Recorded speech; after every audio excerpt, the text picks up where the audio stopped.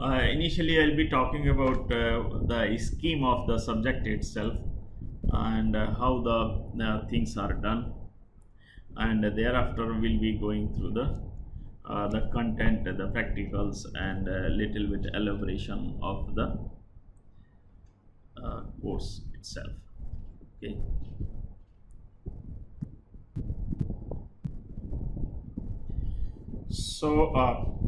So solid state joining subject is MIS 614. Okay.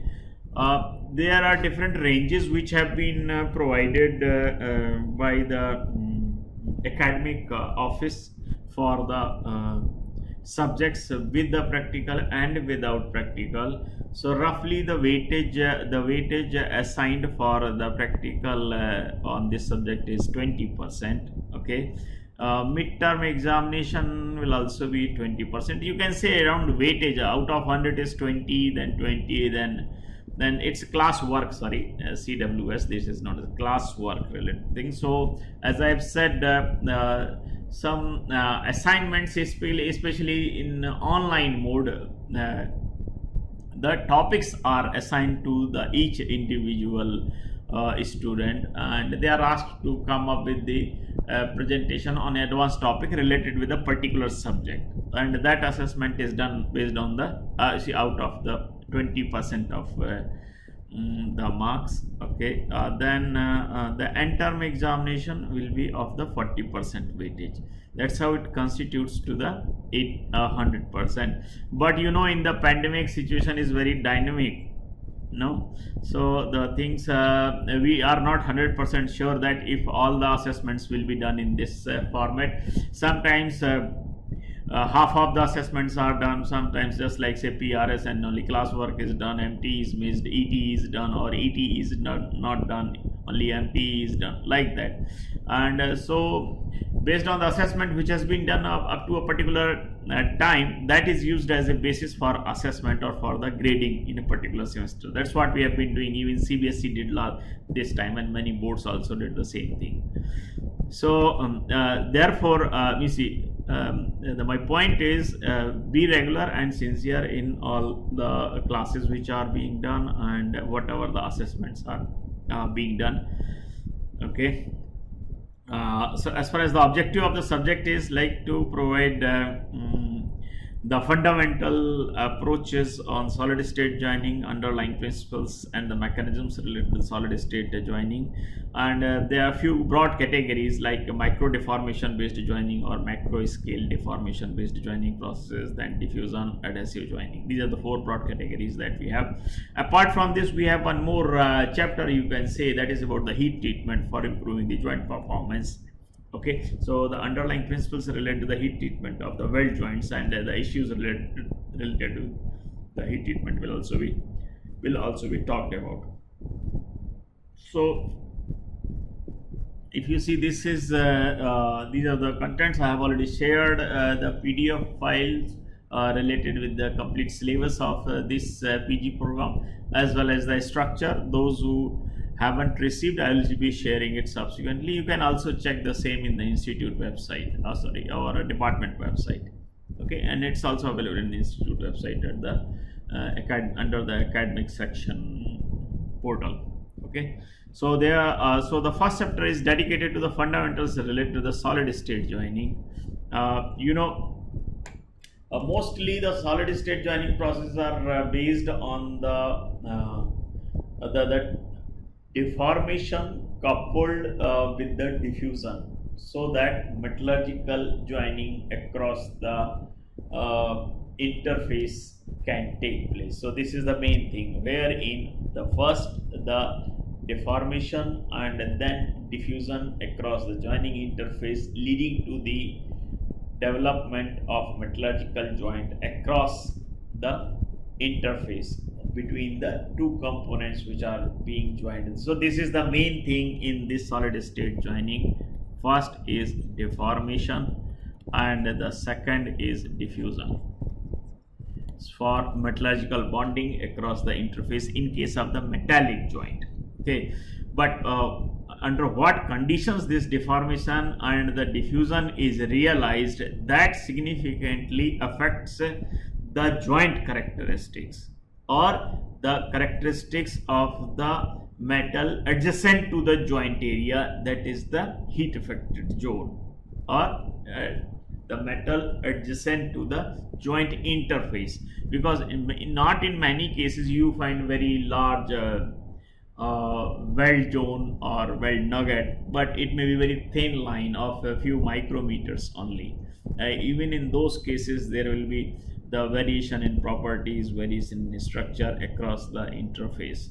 So the conditions under which the deformation is taking place and the extent of the diffusion which is taking place, these two things will be governing the joint performance significantly, not just at the joint interface or the weld nugget, but also in the neighboring zone.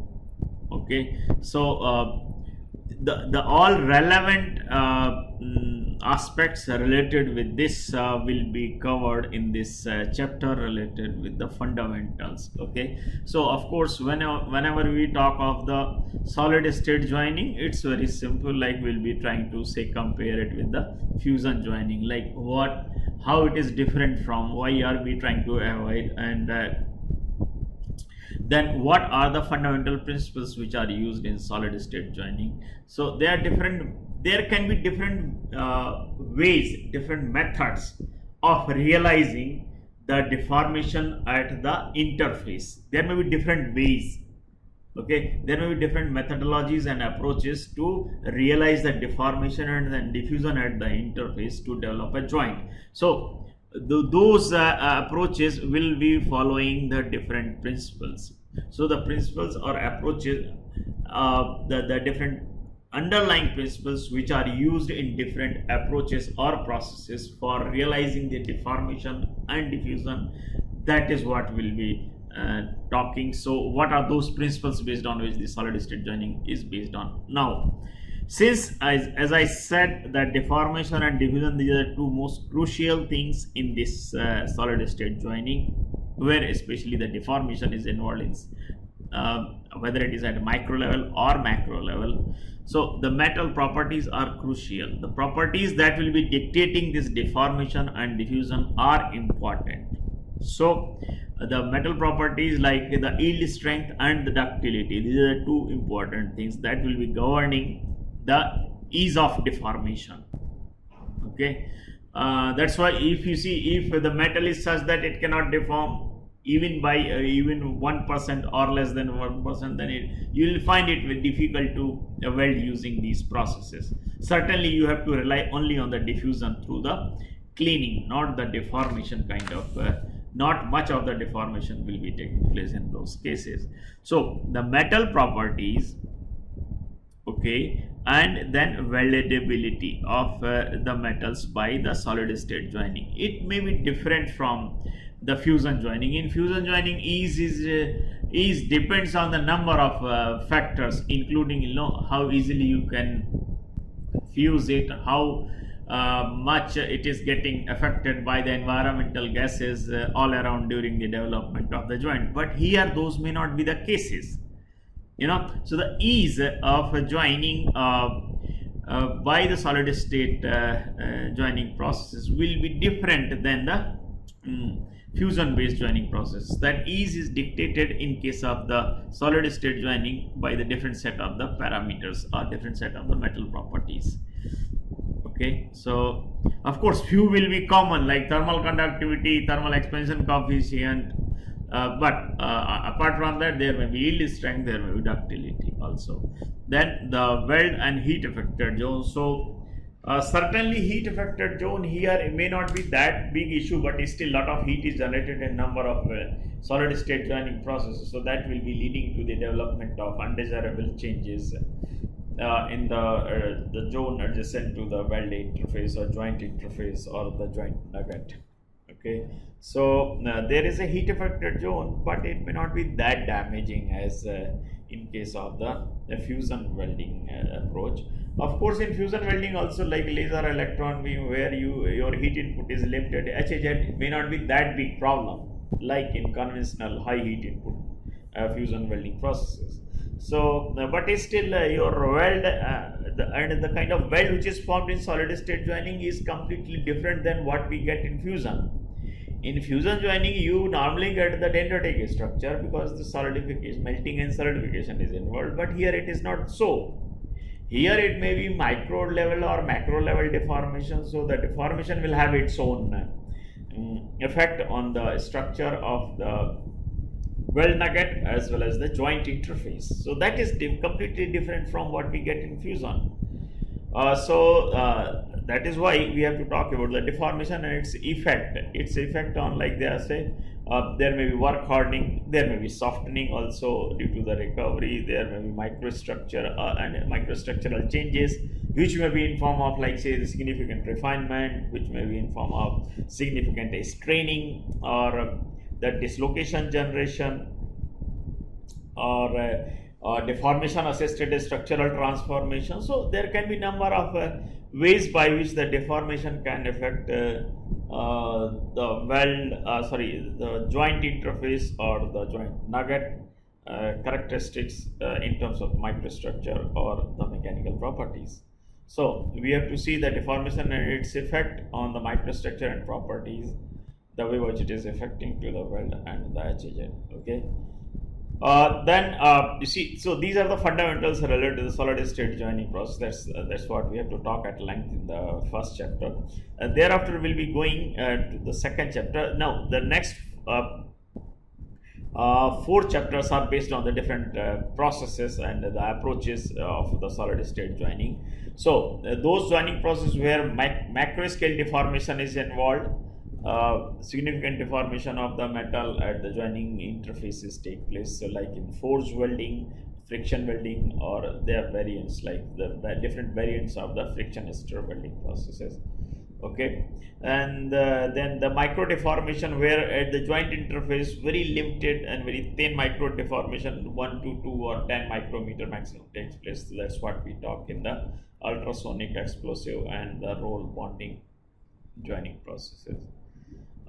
Then we have diffusion based processes where you see, although here also micro scale deformation is involved at the interface in collapse of the peaks and valleys and developing the closed metallic interface for the diffusion to take place. So here, the kind of the conditions which are created, it is mostly the diffusion across the interface that leads to the development of the joint, apart from the micro level deformation at the interface. So that is primarily to facilitate the diffusion across the interface.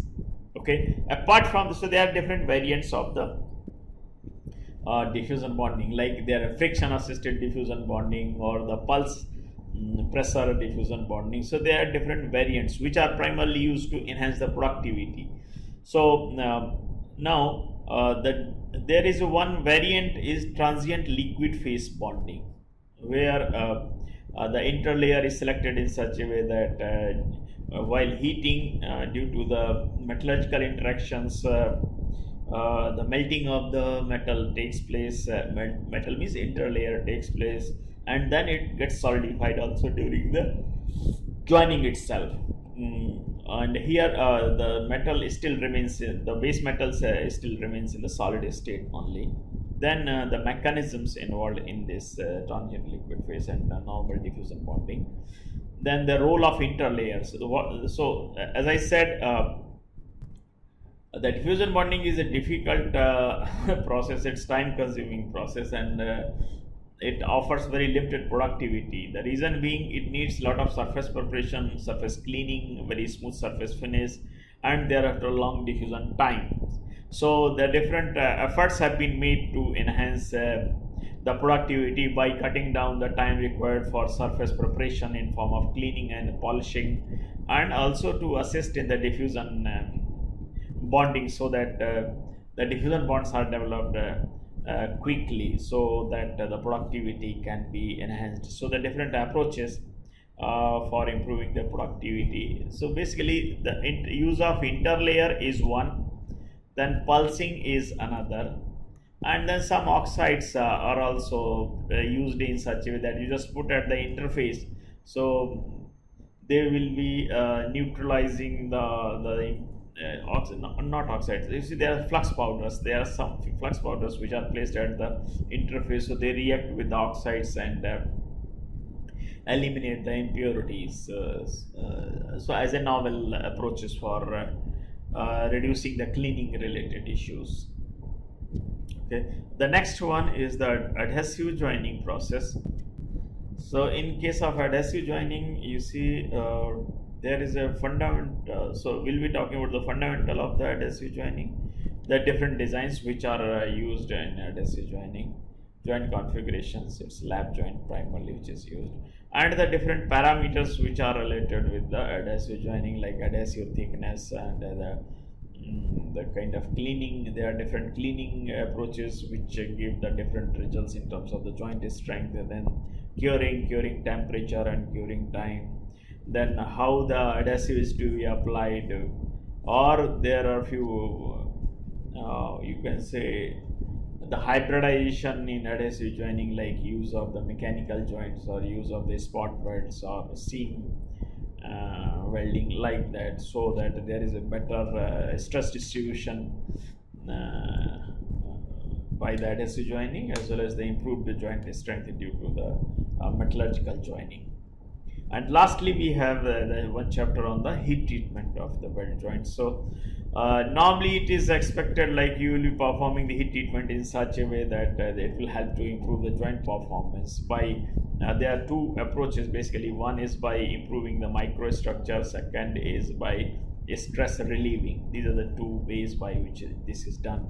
But most of the time it is found that one section of the weld joint, properties of the one section of the weld joint is they are improved, but of other sections they are compromised very badly. So sometimes because the in welding you try to induce some of the changes intentionally, and these changes are very heterogeneous. Means the changes are significant at one location and there is no change at other location, and a partial change at third location. So when you apply the uniform temperature and time, the changes due to the heat treatment, they are also not uniform. They are sometimes they are good, but many times they are unfavorable also. It depends on the metal system which is being applied. So for example, when you apply the when you do the welding of the precipitation hardenable systems or transformation hardenable systems, you find that there is some kind of the loss of the properties, the loss of precipitates, loss of microstructural features that were offering the good joint properties.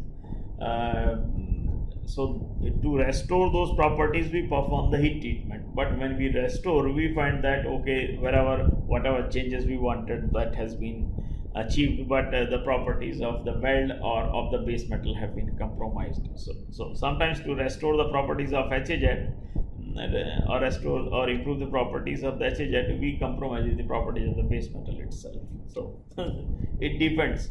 It's complicated as far as the heat treatment of the weld joint is concerned, and this is further more complicated when we talk of the dissimilar metal heat treatment of the dissimilar metals, because one is one needs the heat treatment at say 400 or 500, another needs heat treatment of 600 heating and then cooling at 700 or 800. So in dissimilar metal, heat treatment is further complicated only. Okay, coming to the books, here these are the different books, but mostly we follow the two kind of books. One is I don't know if it is there. There is a welding handbook, AWS welding handbook. Sorry.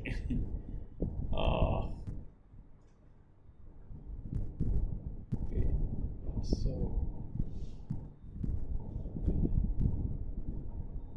So AWS, American Welding Society Handbook. There are two volumes, volume 1 and volume 2. And this is the latest edition, around 2001 or so it was issued. The rest of the books are there, you can find in the Institute Library website. I don't know if they are in online versions are available. Then you can also see this ASM, American Society for Metals Handbook. Yeah, this is a welding handbook. Yeah, this is, I was talking about this welding handbook. And for others also, like the Richard Little, this is another book. This the Indian version is also available of this book, so you can also see. Okay, so this is about the books which you can refer, and these are the kind of what you call the list of experiments. So now we have got all these. This is designed in light of the requirement of the subject itself. So, like say for each chapter there is a one kind of practical. So one say here what you call the one is the frictionist welding, the welding parameters on joint characteristics, including properties and the structure, and then the effect of welding parameters on ultrasonic welding. That's also we have in our the lab. And then the effect of surface condition and the diffusion bonding basically. So we have got diffusion bonding setup also with us. Then the adhesive joining certainly can be done, anybody can apply the adhesive joining anywhere, but there is a particular methodology. So we will be demonstrating how the joints are developed and how do we test, how do perform the test and how does it affect the properties. Okay. So the procedure, that's what the procedure is like, the cleaning methodology or the kind of curing temperature and time, all that affects the joint characteristics. Okay, and then the microstructure, the effect of post weld heat treatment on the microstructure and characteristics, and the mechanical properties of the joint interface and the heat effective joint and case of solid state joining. So most of the time people work on these kind of things during the dissertation. We have got a lot of database, so we'll be developing few experiments and sharing the videos. And one more thing, hopefully those who are vaccinated for both the vaccines, fully vaccinated, they can be called by the institute by the near the end of the semester, I believe. So better you get the vaccinated. So if the students are here, then certainly it will be more effective and useful way to impart the training on the experiments using the real setup. Okay, but until if that is not available, then at least we can work somehow using this.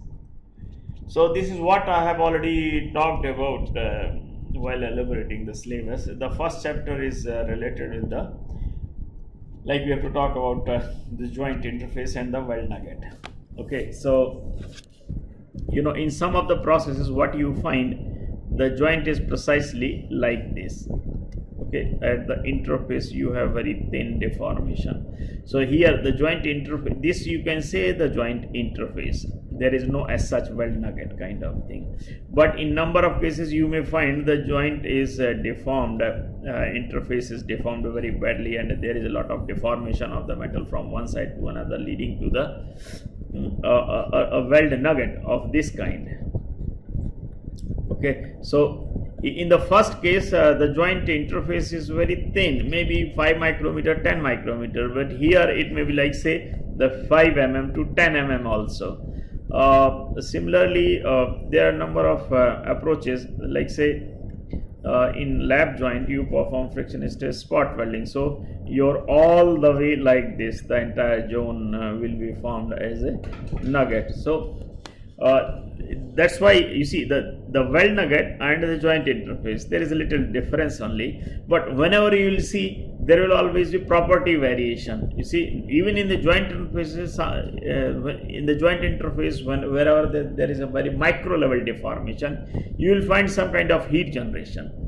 Even in ultrasonic welding and explosive welding, some heat is generated. So neighboring area, maybe 10 micrometer, 20 micrometer, that will also be affected in terms of the microstructural change and mechanical properties. So you will be getting in any case the HAZ in those processes also, but it will be very limited, it will be very thin. Okay. Similarly, let me see.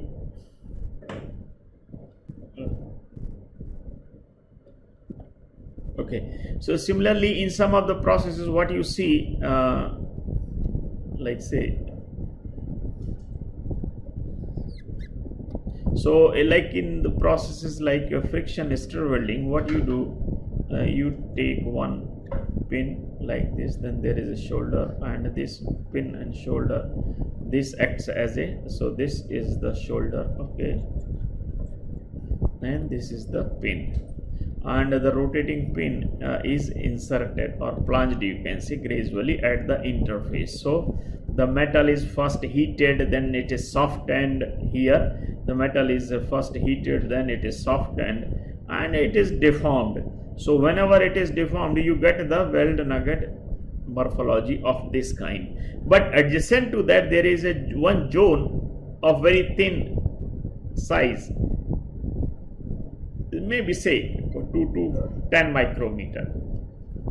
This thin zone, which will be experiencing not just the heat but also the mechanical, it has not been deformed as severely as weld nugget, but it has experienced both. The heat generating from the friction, from the deformation, will be transferred to this zone, so it will be experiencing the heat as well as little straining. But this strain plastic deformation will not be as high as in case of the weld nugget. So this zone is called thermomechanically affected zone.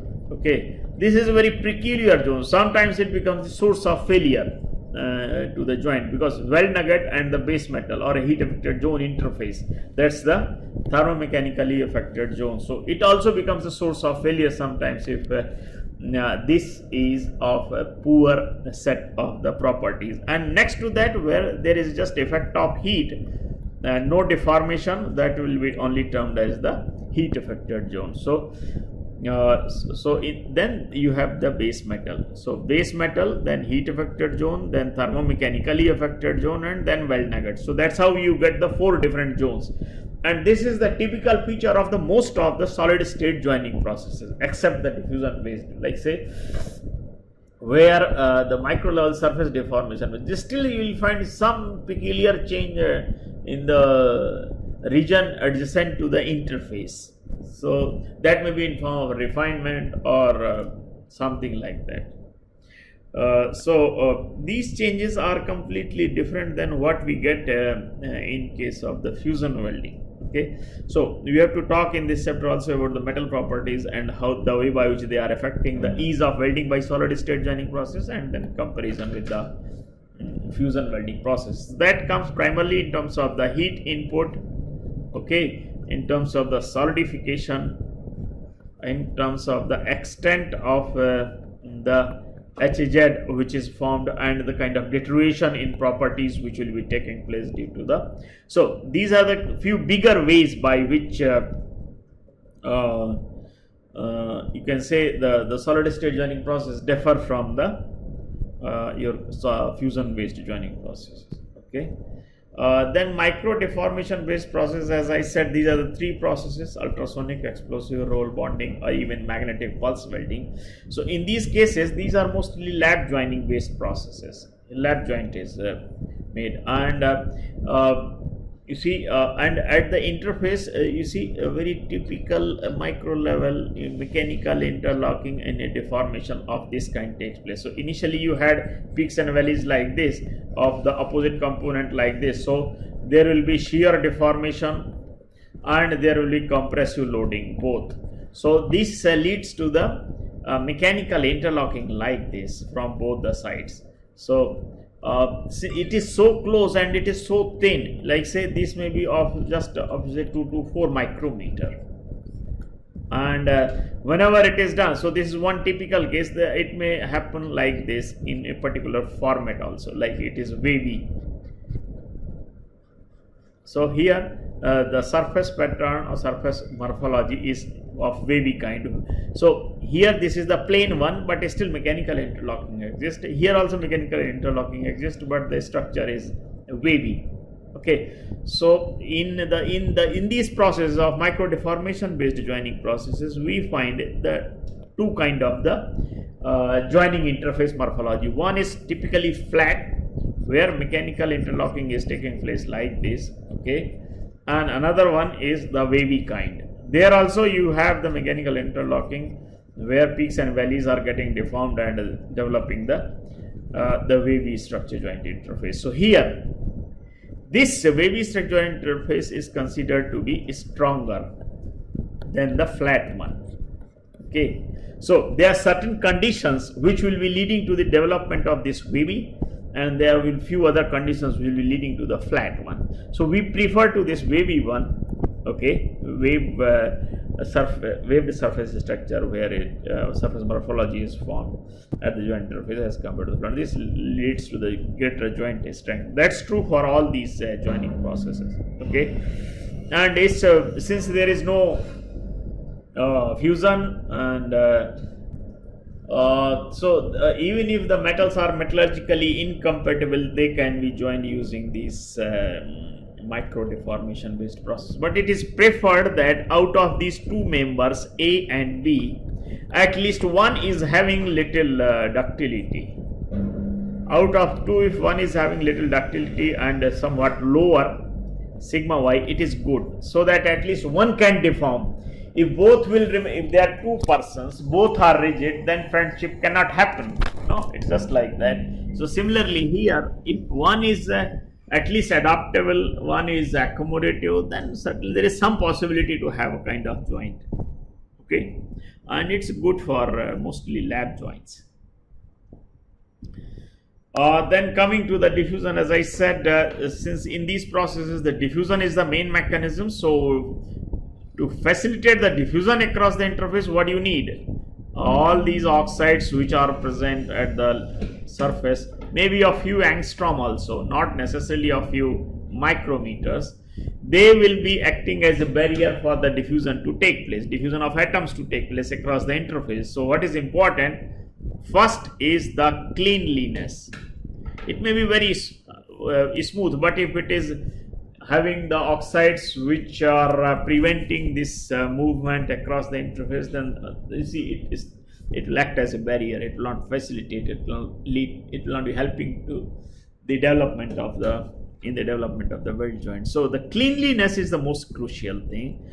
Then you have the smoothness or finish, because if the wide gaps are present at the interface, then the diffusion can take place only through these localized points, so which is going to take much longer time. So all these peaks and valleys must get collapsed. Okay, so the plastic deformation even at the micro level, that will be needed for close good metallic intimacy, and to ensure that only we increase one temperature. So the temperature, when temperature is increased in diffusion bonding, is normally there are three parameters: time, temperature and pressure. So pressure will be facilitating the closeness at the surface interface. Temperature will be facilitating doing two things. One is reducing the yield strength, increasing the ductility, percentage elongation. This one, and the second, it will be facilitating the diffusion across the interface. So these are the two roles which are performed by the temperature. So pressure will be helping them to come closer so that the metallic intimacy can be enhanced to facilitate the diffusion across the interface. Since the diffusion is a time based phenomena, so it needs sufficient time for diffusion to take place so that the metallurgical bond across the interface can be developed. Okay, so in order to cut down the efforts, in order to cut down the time required, and cut down the steps related with cut down the time required for diffusion bonding, you see there are two aspects. One is the cleaning, as I said, and the second is polishing. And third problem is the bonding time. You see, the diffusion, bonding through diffusion. So all these are time consuming things. If we have to make the efforts in all these fronts so in order to improve the productivity, we need to cut down the time related with all these three activities. And for that only, what we do, there is one surface modification. The surface layers are modified such a way that diffusion can take place at a faster rate. The surfaces are very close, coming closer automatically. The processes are designed in such a way, surfaces are modified in such a way that the surfaces come close automatically with each other during the bonding itself. Okay, so the friction assisted diffusion bonding is one example of that. And then the transient liquid phase bonding is also the similar kind. Surface modification, interlayers, and the transient liquid phase bonding. These are the three ways by which are helpful in improving the productivity and helping to cut down the time required for cleaning, polishing, and also to improve the bonding time. So the diffusion accelerators, interlayers with the diffusion accelerators are also there, which are helpful in improving the joint productivity. Okay. Then lastly, the second last chapter is about the adhesive. So there are different structural adhesives which are used for developing the adhesive joints. So under this, we'll be talking about the procedural steps like the cleaning and surface. So that's the part of surface preparation, cleaning, polishing, and then putting the things in place, then applying the adhesives, then after applying, drying time, and then curing, like that. So what are the parameters, role of curing, parameters related to the curing and the adhesive joining, all that we'll be talking in this chapter. Lastly, the heat treatment. Primary objective is to improve the joint performance. So the fundamentals related to the heat treatment of the precipitation hardening and transformation hardening alloys. How to choose the time and temperature for stress relieving, because in weld joints or in the solid state joints, the residual stresses will always be developing due to the differential thermal expansion and contraction, and the problems related to the heat treatment in the weld joints, whether they are developed using the solid state joints or by the fusion welding. Okay, so that's all I think about this these joining processes. So in detail we'll be starting with these things in the coming lectures. Here I will stop this one. Okay, so yeah, so this is one typical just to give idea of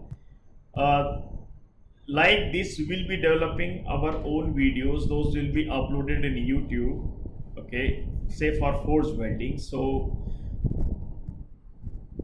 when you go through a particular video, it will give the complete idea of how it is done, what are the different techniques, different approaches of realizing this, what makes it weaker, what makes it stronger, like that. So we'll be developing our own also. So like approach of what is the broad idea of the forge welding, the type and role of fluxes, the why did the joint fail. When you see there 2-3 attempts were made in this the video to develop a forge weld, then you see, based on your understanding, you can compare it the HHZ and joint interface with the fusion welding of this forge welding, opinion on the joint interface and mechanical properties. So there are a number of things. But to understand a particular video scientifically and technically, you need to understand the basics. Okay, so on these things will be coming little later. Okay, so that's where now I'll stop.